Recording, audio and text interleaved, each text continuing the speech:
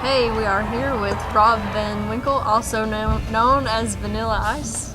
Hey. How you doing? Doing good. It's good to meet you. Yeah. So what are you going by now? Vanilla Ice, Rob Van Winkle? Well, the stage name, all that stuff is Vanilla Ice, but I respond to Rob or Ice. Yeah. So what about your friends? What if Call me Rob. Rob. Yeah. Oh, so you're Rob normally? Yeah. Okay. Just cool. boring Rob. Plain old. Plain old Rob. After your first album, you're all over the media. You had your autobiography, and you have feature film, and you're even in a Ninja Turtles movie. And that's not what we want to talk about, though. We want to ask you about. Oh yeah, there's something we were wondering about. Madonna's sex book. Were you in Madonna's sex book? Yeah. Sure. Okay. How did you manage this? I mean, how did that all come about? We were just really curious. I've wondered about that for a long time. Well, basically, I was going out with her at the time, and it was kind of on and off. And I went over to her house one time, and she started taking her clothes off, and they were taking pictures, and she ran out in the street, and it was just havoc, and I didn't think much was going to come from it, and all of a sudden they got this hard copy, $100 sex book thing, coming out, and there I am. And I actually wasn't asked any permission or anything, Are you so I'm really, it's kind of a regret, so I was a little upset with it because it kind of threw me in her slutty package, and I didn't want to be a part of it, so. So you thought they were just kind of like maybe Madonna's private picture I really didn't know what collection was deal. going on with it. I just was kind of like, going along with it. It was First a of all, lot of you're fun. with Madonna. I didn't know what was going to come from it, Yeah. And to see the hard copy book and everything, it was just, I don't know. Okay, well that's cool. You had a lot of success fast. Was it difficult to handle that? What do you think? You were only, maybe 21 years old? Well, I did Ice Ice Baby when I was 16. 16, so, oh yeah. Yeah, so I mean, I was on a small label for 3 years and called, out of Atlanta, right here actually, called Ichiban Records. Mm-hmm. And we sold like 40,000 copies over 3 years. I was an opening act for Ice-T, Stetsasonic, EPMD, and I did the Stop the Violence tour. And then in 1990, I was about 19 when I signed with SBK, and they took my hip-hop record and they crossed it to the pop market. Mm-hmm. And that's when everybody got to recognize who Vanilla Ice was. And we sold millions of records. Well, it's something like nearly 15 million worldwide, right? Something like that. It's a lot of records. It's the first rap single to ever hit #1 on the pop charts. Is that? That's true. It's pretty neat.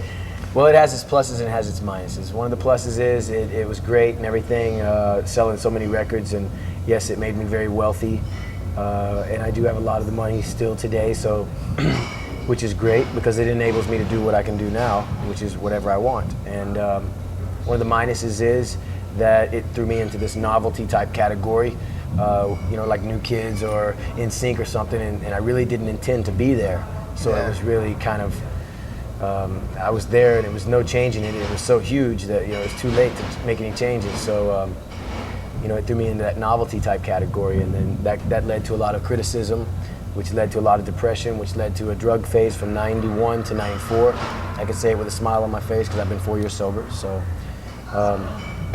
and I came out of that, and to make a long story short, I turned to God, and He's been blessing me tremendously ever since then, personally and musically. I got a wife and a baby girl, 14-month-old girl. So, now I got something to live for instead of focusing on my depression and stuff. And it's just been great, man. And now musically, about 9 months ago, I went out and started touring, and I didn't know what to expect, and all the shows were pretty much sold out, So it led to a deal. I ended up like #4 or something on Polestar, a magazine that's like rates the concerts and stuff. And, I get this phone call from Monty Littman at Universal Records. He says, "Hey, I want to make a record with you," and I was like, "Really?" I actually turned him down because it's not about the money or anything anymore. And then he calls me back and he assures me, he says, "Well, we're going to do this your way, He's going to let you have the freedom and have seniority over the decisions, and we're not going to try to influence you with money, Because that was the whole thing back in the days, is I let the money influence me, I sold out. From the label, I guess. Yeah, I was kind of a puppet, playing a puppet, whatever they, set up or had me to do, I was just doing it. And if I said I didn't want to do it, they would pay me to not, just to change my mind. So that was the whole thing, is there's no strings attached on this new thing, and and what I have to say is very intense, and what I'm writing about has a lot of anger and anxiety in it, and I tapped into that moment in my life, and basically met with the guy, the producer of Korn and Limp Bizkit and Sepultura, Ross Robinson, which is a motocross racer like myself, so that was really cool. We had something in common. And flew to LA. Within a month and a half, we had the whole record finished. And we didn't really know what to expect or anything. We didn't know it was going to come out as dark as it did. But you know, a lot of the things, like I said, I was tapping into and I was writing about contained a lot of anger and anxiety, and it's like my diary, you know. So basically, we caught that moment on tape.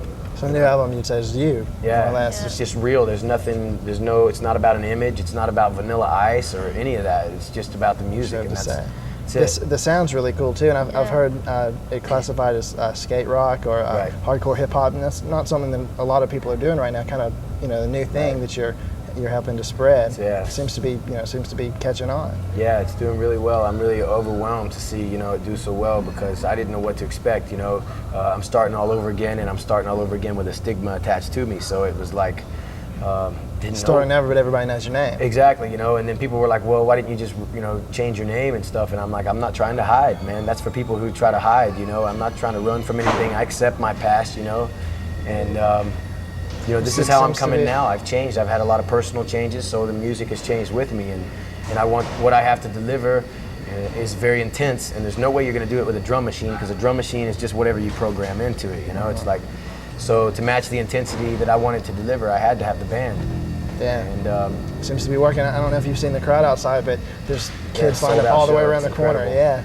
Yeah, we just played House of Blues the other night too. It was the same way, and it's just, that's why I'm saying it's not the pop crowd I was playing either, you know. And I think at first maybe some people did show up, you know, expecting the old pop stuff, but they learned real quick. They got a wake-up call because you know it isn't about that. I mean, I do take it back to the old school in my show and stuff and have fun with it, but this whole thing is your song "Too Cold" is Ice Ice Baby, right? Kind of a, I guess, an evolution of that song. Exactly, but that's like the least most important song on the record, you know. It was just like done as an album filler track. It was like number 7 on there, you know. And, you know, the other songs just have so much more depth and meaning to them. But that song is, you know, my hit, and you know, to recreate it the way I've done it is taking it even a step beyond where I had it before. You know, what more can you say?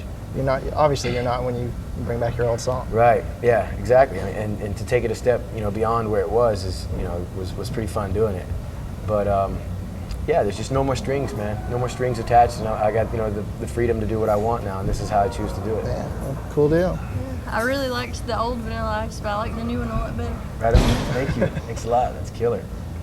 Okay, well, it was good talking to you. Yeah, thanks for having me. Right sure. on. Thank you. Nice meeting you. Nice to meet you. All right.